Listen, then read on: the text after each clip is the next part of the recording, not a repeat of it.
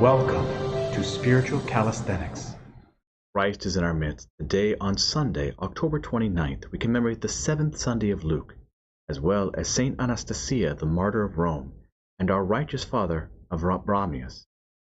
Saint Anastasia, who was young in age and lived in a convent, was seized by the impious.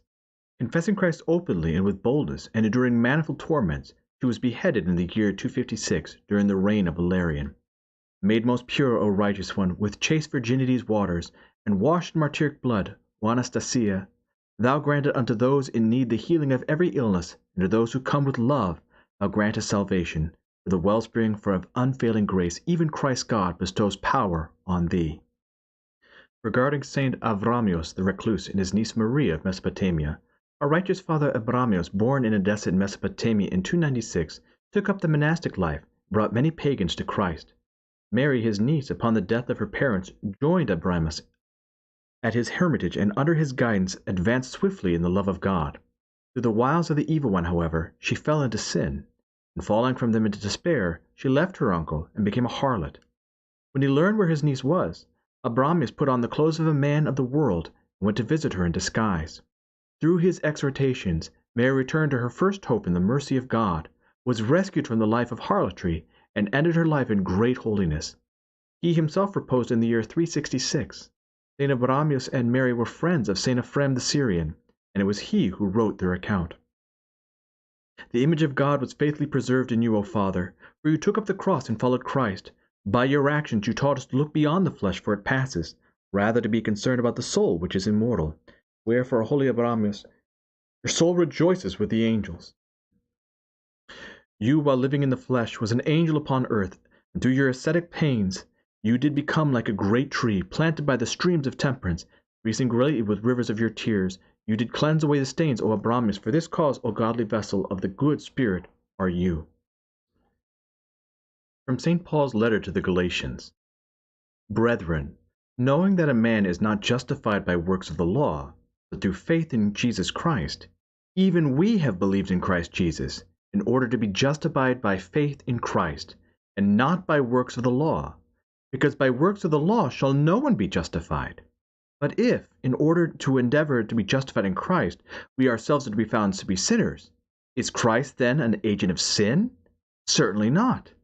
But if I build up again those things which I tore down, then I prove myself a transgressor. In other words, if after becoming a Christian I build up again iniquity and sin, then I am a transgressor. This is not a fault of Christ, it's a fault of my own.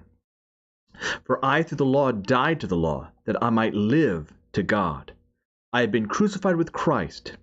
This is a very important quote that St. Paul is going to say here.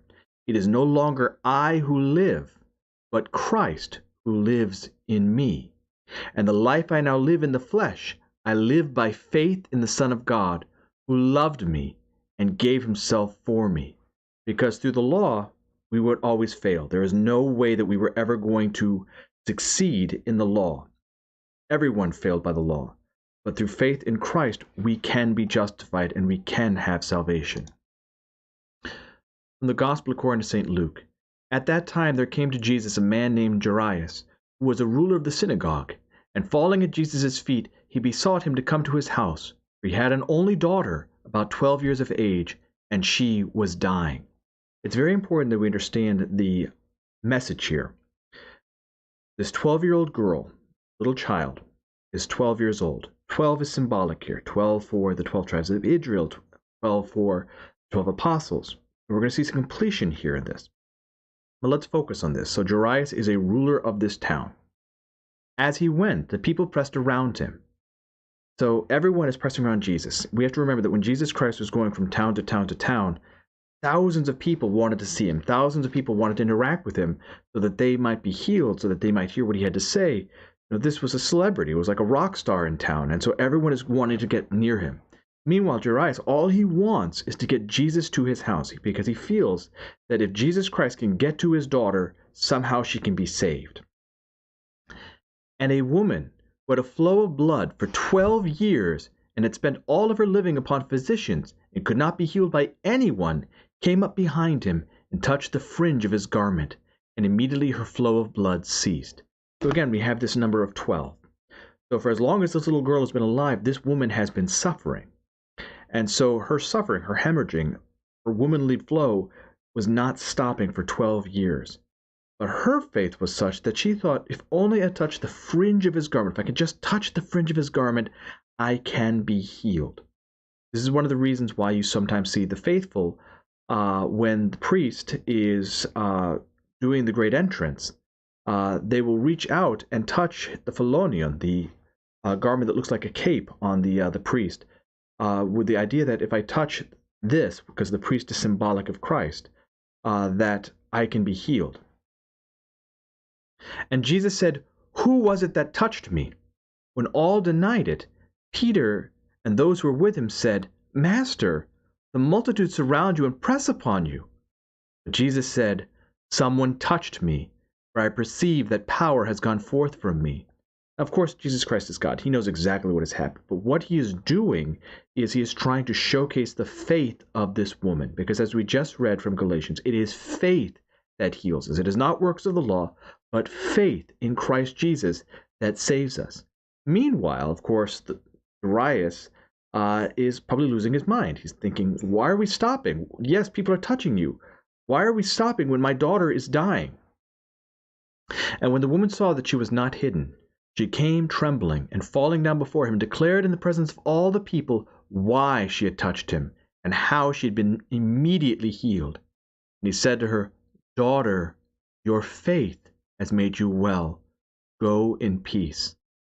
While he was still speaking, a man from the ruler's house came and said, "Your daughter is dead. Do not trouble the teacher anymore." But Jesus, on hearing this, answered him, "Do not fear, only believe, and she shall be well." And when he came to the house, he permitted no one to enter with him except Peter and John and James, and the father and mother of the child. And all were weeping and bewailing her. But he said, "Do not weep, for she is not dead, but sleeping." And they laughed at him, knowing that she was dead. Now, this is a very, very troubling and raw, emotional scene. A 12-year-old girl is dead. They all see that she's dead. And so Peter, James, and John are crying. The parents are crying. The relatives are crying. Everyone is weeping. And they're so sad because this little girl is dead. And when Jesus Christ says something so crazy in their eyes, she's sleeping, they see that she's dead. And so when you're confronted with something so ridiculous, you start to laugh. Not out of, mockery, not out of ridiculing Jesus, and certainly not out of mirth.